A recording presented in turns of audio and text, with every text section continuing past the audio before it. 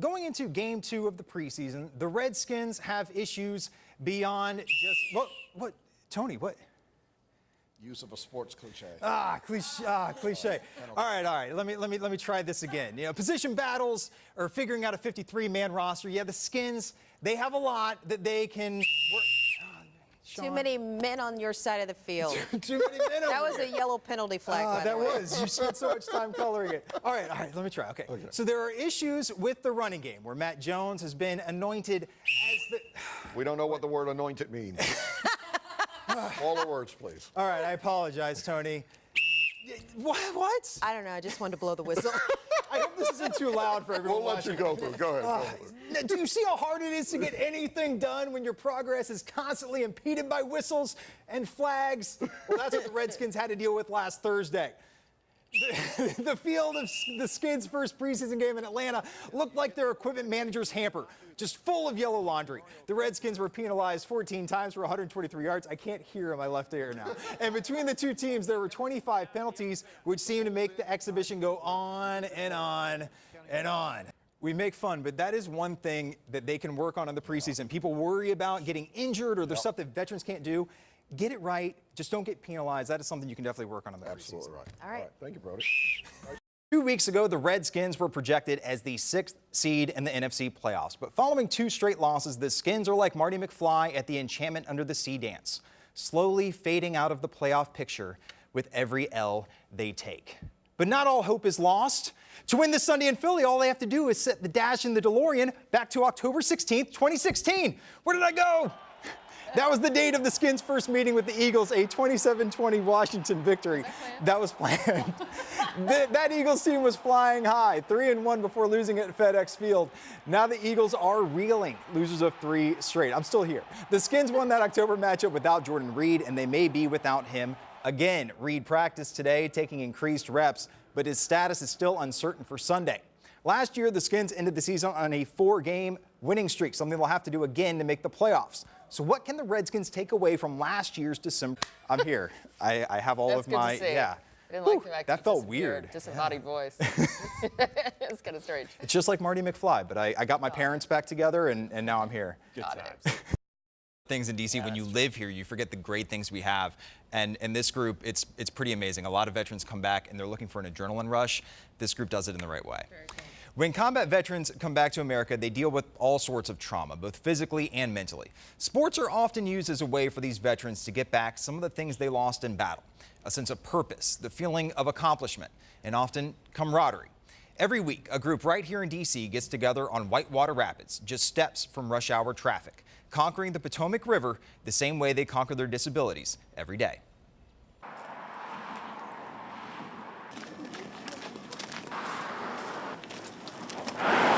Just a half-mile away from the commotion of the district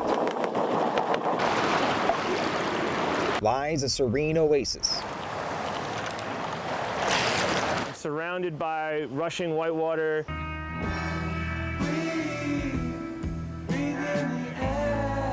And all I can see are rocks and trees and birds. And there's no sign of human civilization.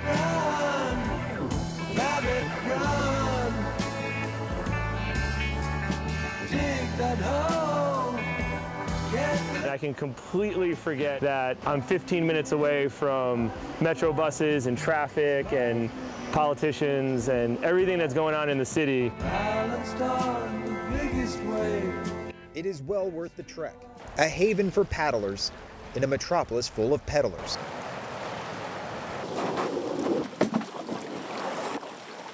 Coming to the river was a place to release that stress. What a venue that we have in the Washington, D.C. area. This river, this is world-class whitewater. Some come here to escape. Yeah, get them clear of that rock island. Others come to train. But the paddlers of Team River Runner come here to heal.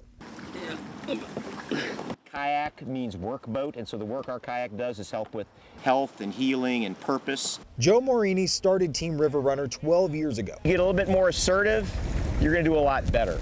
With one chapter at Walter Reed Medical Center. We saw some guys in wheelchairs missing limbs, and we're like, That's a no-brainer. We'll put them in a kayak. They now have 54 chapters in 31 states. When you lose your leg or lose your arm, you're losing, a lot of yourself, and you're losing a lot of ability. But the guys here don't take that as, I can't do something now. There's so many things you can do. Mike would know. He had his leg amputated after getting cancer when he was just 3 years old. Life is so much more than sitting in a wheelchair, and you can do so much more. You have the power to do really anything you want to, no matter what people tell you and what sometimes you, and I know I do this, tell yourself. For those that tell themselves they can't, Joe and his crew will do anything to prove that they can. I've got quad amputees. 3 of them have paddled with Team River Runner now, and they're missing all 4 limbs.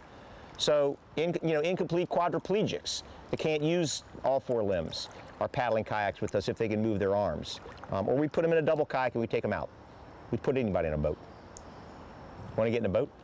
Everyone's got a beautiful story to tell, and they've got their own struggles and they've got their own, victories. So, Or to see Larry here, that guy's 81 years old, and he comes out and he runs whitewater. His doctor told him that he wants him to die running whitewater and not a cancer.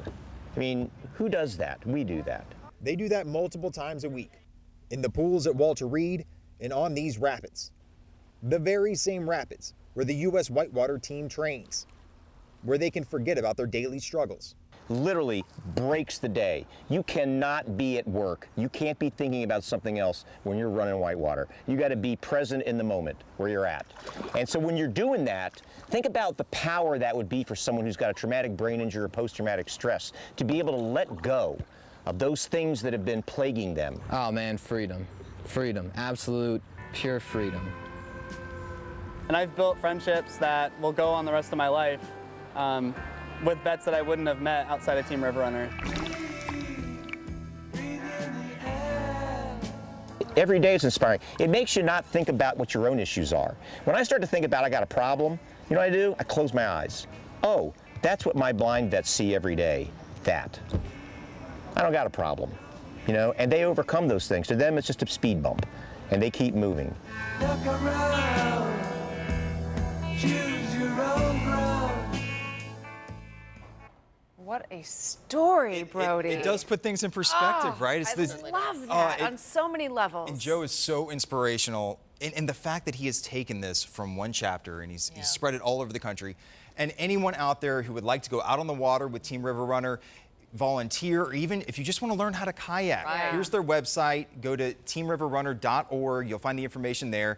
They go out on Sundays. They invite the families of these veterans out on the water as well. I love how it's people from all walks of life. Oh, too. yeah. Yes. Warriors, but also anybody that just wants to come out and basically be a part of a community on the water. Exactly. Yes. And everyone in that community has a story of how someone else that's a kayaker helped them out. They're so supportive. It's such a great community to be a part of. I mean, I was only out there for a day, but I felt like I was just welcomed in. They're so nice. I would like to be remembered as a man who won the heavyweight title 3 times, who was humorous and who treated everyone right. As a man who never looked down on those who looked up to him and who helped as many people as he could. As a man who stood up for his beliefs no matter what. As a man who tried to unite all humankind through faith and love. And if all that's too much, then I guess I'd settle for being remembered only as a great boxer who became a leader and a champion of his people. And I wouldn't even mind if folks forgot how pretty I was. That's what Muhammad Ali wrote in his memoir in an essay titled, How I Would Like to Be Remembered. Ali will be remembered for all of that and so much more.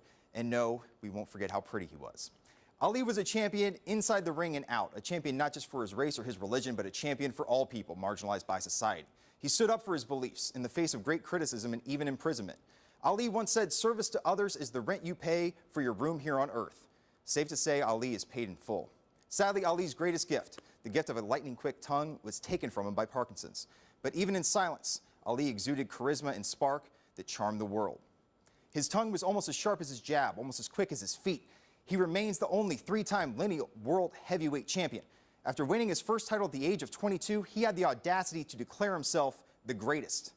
Then he went out to accomplish something even more audacious. He proved it. Here's the greatest in his own words. You're a mean one, Mr. Grinch. You really are a heel. don't know, a Grinch face. The Redskins are feeling quite Grinch-like after Monday night's loss. The Skins lost Monday night, possibly ruining their season. Don't ask why they lost. No one knows quite the reason. It could be their heads weren't screwed on just right. It could be perhaps their shoes were too tight. But I think that the most likely reason of all may have been that this team's heart was 2 sizes too small. All the Skins fans in Skinsville were wondering who will play Saturday versus the Bears. No Jordan Reed, no Sua Cravens at practice today. There goes my rhyming. Putting their status in doubt for Chicago. Coach Jay Gruden still believes Reed can play. Monday's loss has Gruden grinching. But in Skinsville, they say a win this week could grow this team's heart and their playoff chances 3 sizes that day. It would be a waste of my time and energy to worry about stuff I can't control. So I'll focus on the Chicago Bears. After that, we'll focus on the next game. And that's all I need to focus on. And frankly, I don't need to know much else. You can let me know after the last game where we stand. I feel like the Scrooge, just so you know. We're in Scrooge mentality right now. Our job is to play a football game, coach a football game, so we're not in the Christmas spirit right now. However, we do take Christmas serious, and it'll be a heck of a lot more fun if we get a victory in Chicago. Very serious. Rarely does a reporter get this kind of access to Santa this close to Christmas, but that's what happened today when Redskins rookie Kevin BOWEN donned the red suit for the team's holiday white elephant gift exchange, where the rookies serve as Santa and his elves. With this rare access, I had to learn more about Santa's game planning before his big night. You have a game on Saturday, but then you have a big night Saturday night getting to billions of kids all over the globe in one night and getting how do you prepare to be Santa this year? You know, I just take it one day at a time, you know. I have 355 more days out of the year to prepare for it, but, you know, I'll come up with a plan and I'll go with it. He needs to work on maybe a calendar for him this year. Time for our Close 5 Top 5 Plays of the Week. And Manny Machado made a great case, but I figured you'd want to see some plays you didn't just see. And you know what? I got 5 that are better than 3 homers. What? Yeah. Number 5, the Blue Jays' Kevin Pillar, a top 5 staple. And a staple is maybe something he could use here. Shallow bloop to center, dives, makes the catch, and then, he's missing something there. Yeah, it totally undoes his pants. Oh my God. Take another look. The gasp is exactly what That's I wanted. some Randy Grass. I mean, it's a great catch. Yeah. He saves it, but that is a moment. It totally undoes his pants, and that's what gets you in the top 5. All right, number 4. This one from today. Mike Trout, keeping his pants on, I hope.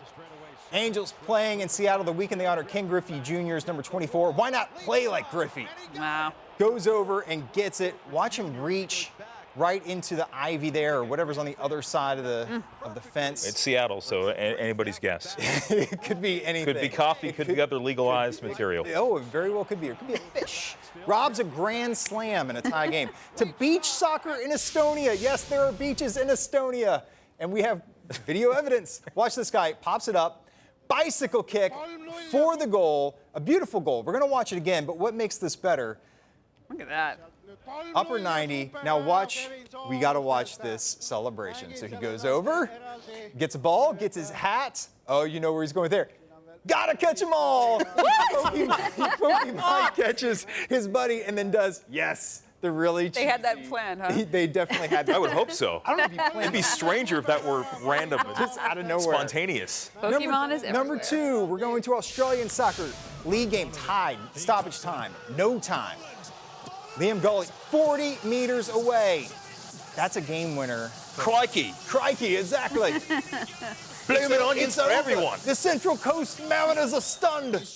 Take another look at it. Awful Australian accents. Olin was quoted as saying, well, I thought I'd have a crack at it, and it went in. That is an actual quote, not an actual accent. Sounded like South African. It is kind of South African. Sorry. Number 1, don't try this at home, or if you do, please videotape it. Oh, no. This is Willie Rhodes, a slam dunk artist from Cedar Rapids, Iowa. Wow. They have slam dunk artists in Cedar Rapids, Iowa? He's the one. Dunking over an oil drum. Look at the ball after he jumps in fire. So then he one-upped it. Does he have gloves on? The ball is on fire. Oh my God. And he dunks over multiple oil drums that are on fire. Don't try this as at one home. does. Seriously, this is. Yeah. It's very, very dangerous. Oh. You know, at least he kept his pants on.